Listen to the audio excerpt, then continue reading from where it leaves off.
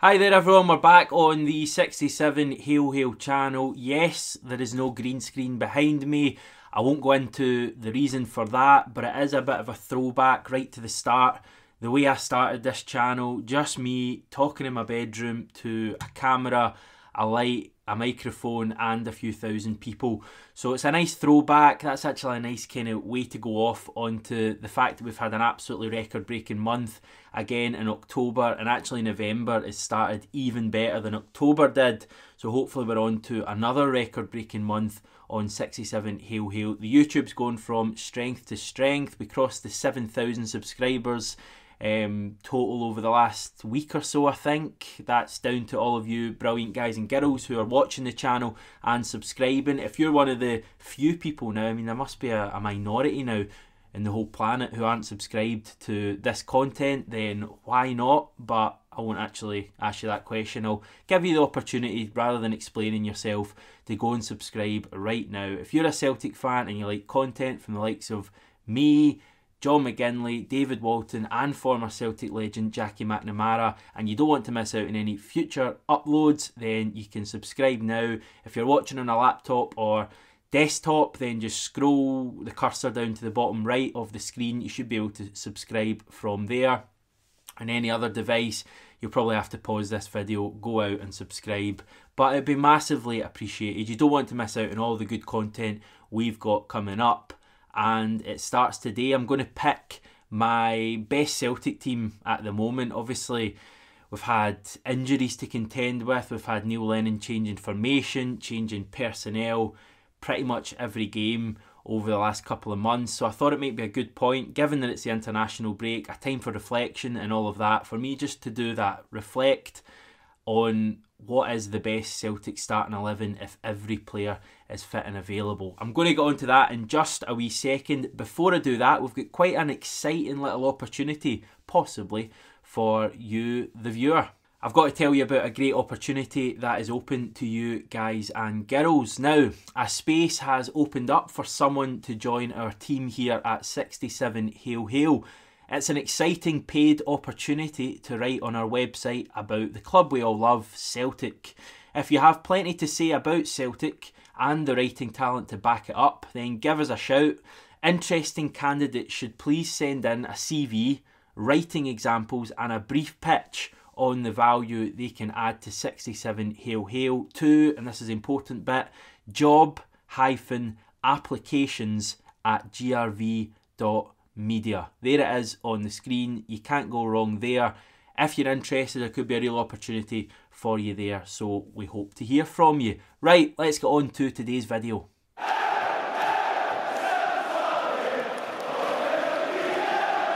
Right, we tend to start these things in nets, and probably the biggest debate of the whole thing is about the goalkeeper at the moment. It's between Vasilis Barkas and Scott Bain. Neither have really covered themselves in glory over the last wee while. However, I am going to go for Barkas here for the very fact that he can't be a bad goalkeeper. We've paid £5 million, we've scouted this guy, he had all the right credentials to be a Celtic goalkeeper, in that he'd played for a big team who were chasing titles in their country in AEK Athens. He has international experience, he had Champions League experience, he even played against us really well in the Champions League a couple of years ago. So why hasn't it worked out so far? I think people have short memories. If you think back to probably the best goalkeeper we've had over the last 10 or 15 years, Fraser Forster, his start to life when he first joined away back in 2010 or 2011 was really slow. I remember people talking months in that this guy wasn't commanding enough and he wasn't doing enough. So if that's a goalkeeper coming from England, can you imagine what it's like for a Greek player who speaks the language but probably doesn't have the greatest understanding at the moment of English in the way that goalkeepers really have to have. So I think when we come back after the international break, Neil Lennon has to get Barkas into that team. I think the longer he leaves it, the harder it becomes for the goalkeeper. Get him back in that team, get him forming a relationship with the defence. He's barely played in front of the same defence for 2 games in a row this season. It's been hard for him, and yes, he's not been great. He's not made any terrible mistakes, maybe other than the first goal Rangers scored. So, and on top of that, I don't think Scott Bain is this great answer, this silver bullet that's going to sort everything. I think we've found it out already, conceding 4 against Sparta Prague. Get Barkas in the team and I think he'll start to prove himself. Right, back 4, we start at right back. Jeremy Frimpong for me here. Yes, Hatem Abd El Hamed played or came on for Frimpong on Saturday. He's probably the steadier option than Frimpong, but if you're looking for players to get you off your seat and excite you, you've simply got to go for Frimpong. Hopefully his injury from that awful challenge from Devante Cole at Fir Park isn't too serious, although it does look quite bad, and Frimpong can be back as soon as possible. He's been a great player for us. Yes, there are parts of his game he really has to work on, but I think he can do that. He's young and he can learn. I'll go left back now, and I'll go for the obvious choice, Diego Laxalt. He's been probably the brightest spark from this horrible month or so we've had. I really like his work ethic.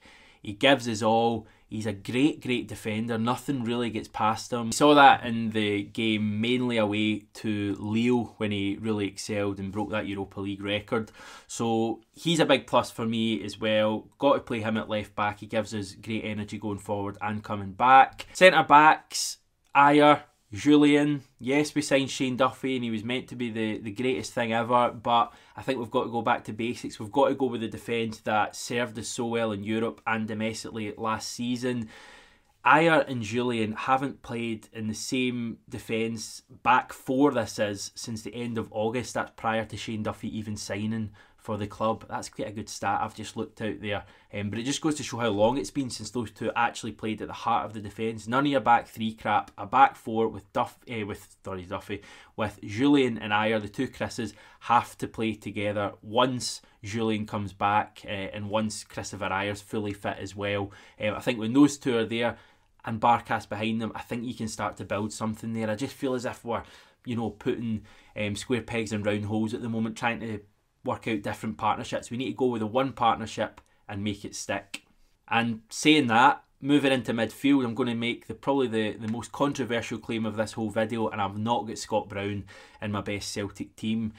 I don't think he's finished, not by a long shot. I think he can still offer us something this season, but I think it will mainly come from the bench. I think in terms of starting games and looking at energy and quality and possession, bearing in mind that the vast majority of games we'll play this season, now that we look to be out of Europe, it will be in domestic football. They'll be against teams who are sat in and who we have to break down. And I think if you're looking to do that, you have to go with a midfield 2 of Callum McGregor and Olivier Ntcham.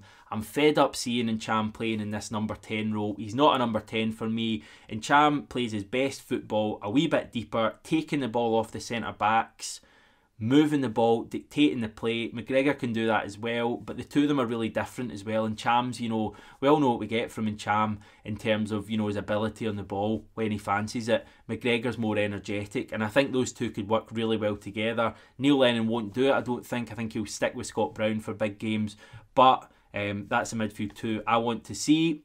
In front of them, the big 4 that are really going to excite us. Now, right wing, I've got a guy that many people will have forgotten about. His name's James Forrest. He happened to score a lot of goals and set up a lot of goals over the last couple of seasons for us. In fact, longer than that, the last 5 or 6 years.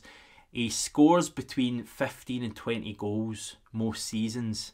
Now, that's a massive number of goals to be doing without this season. He scored 2 already this campaign, and he's obviously missed so much, and he's going to miss probably, I don't know, a good few months more.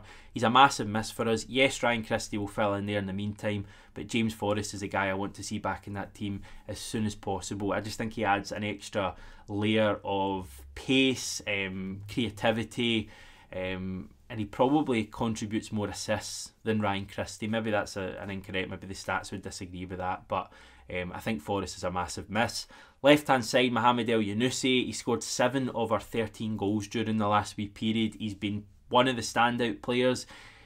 Gate aside, he's been great for us in terms of his goals. If he can keep that up, he's going to give us a fighting chance in the league this season. I don't even think a lot of the time he's playing that well and he's scoring goals, which is a massive trait to have in his favour. So I'm all for El Younousi. Tam, Aussie Tam, the magician, the Wizard of Oz, whatever you want to call him, Thomas Rogic, play him in there, attacking mid. Forget Ryan Christie in there. Forget Olivier Ntcham in there. Tom Rogic is the guy who can be our creative spark. He plays a game that no one else does at the club. Probably no one else does in the country, the way he plays, the way he links the play. You only have to look at that run he had at Fir Park on Sunday when he takes the ball in his own box, beats the man with his first touch, and then goes on like an 80-yard run, finds a great final ball, and Ryan Christie should score. We need to get Tam in that team and keep him there. Question marks over whether he can play at European level anymore. I say anymore, he's only, 28 or something. But the harsh and sad reality is that our season pretty much now is domestic. You know, we've probably got 3 more European games, and then there's a pretty certain chance that that'll be us for the season. So Tam is the key here, but also the second key is Odsonne Edouard. He has frustrated me like mad because he's been greedy. He's the kind of player that when he's playing well, he makes it look effortless because he doesn't really look to expend much energy. When it's not going his way and he's struggling and the team's struggling, he looks lazy, he looks lethargic, he looks uninterested.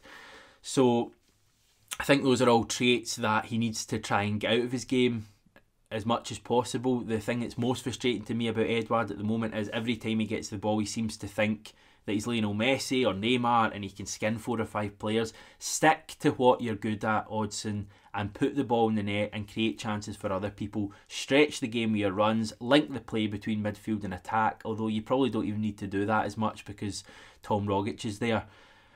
Just please, Odsonne, turn up after this international break, you know, without meaning to belittle a really serious virus that's affecting pretty much all of us at the moment. He's not going to test positive for COVID due to having immunity. I think immunity lasts at least 3 months, so he shouldn't be testing positive from this international break. So he's got to come back, he's got to be fit, fighting fit, he's got to hit the ground running. With Ayeti, Griffiths and Klimala also there, he really can't afford not to. So Edouard and Rogic are huge keys for me, and if we can get that front 4 firing, even in the absence of Forrest, then I think we've got a big chance. There we go, guys. That's how I feel about things at the moment. I'm kind of looking forward to not having to think about Celtic too much. Yes, I'll still be doing videos and that, but it's nice to have a wee break, I think. Look forward to the Scotland game on Thursday night. I've got massive questions about Celtic at the moment, but at least we won on Sunday. It hopefully gives Neil Lennon a bit of time over the next couple of weeks to try and sort something out. You know, stranger things have happened and it's going on a crazy run when we come back. It's going to be tough, but that team there I've just mentioned is still the best team in Scotland. I don't care what anyone says. I don't care what they'll all comment to this video. We still have the best players in Scotland, and I still believe we will show it over the next wee period. Take care, guys. Remember to subscribe. Remember the job application if you're interested. 67 Hail Hail. It's job-applications@grv.media, and I'll speak to you soon.